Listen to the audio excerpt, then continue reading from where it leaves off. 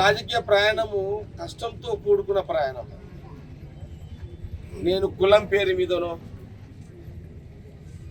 నేను కులంతో వచ్చిన నాయకుడు కాదు. రాత్రి కూడా జెండాలు కట్టి పగలు ధర్నాలు చేసి ప్రజల మెప్పుతోడు వచ్చిన లీడర్ జగ్గారెడ్డి. చాలా మంది కులాల పేరు మీద వస్తారు, వస్తారు, అట్లా ఇట్లా వస్తారు, కానీ నాది ఆ పుట్టుక కానే కాదు నాది.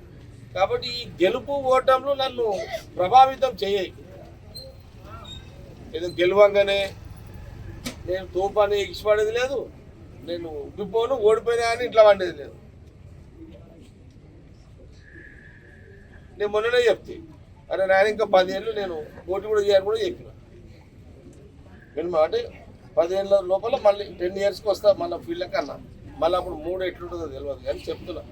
ఏం భయపడకండి, మీరు ఇక్కడ కూర్చున్నారని ఏం కాదు. 3 ఏళ్ళు అయితే మిమ్మల్ని ఏం ఉంటుంది. ఇక 3 ఏళ్ళ తర్వాత మళ్ళీ మా గవర్నమెంట్ వస్తుంది కాబట్టి మళ్ళీ నేను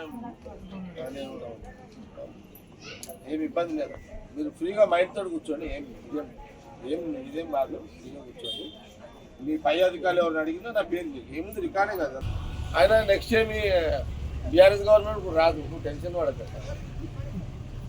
నా క్లారిటీ ఉంది, రాదు. వచ్చేట వాళ్ళే కొట్లాడుతున్నారు, గవర్నమెంట్ రాదు. ఓకే.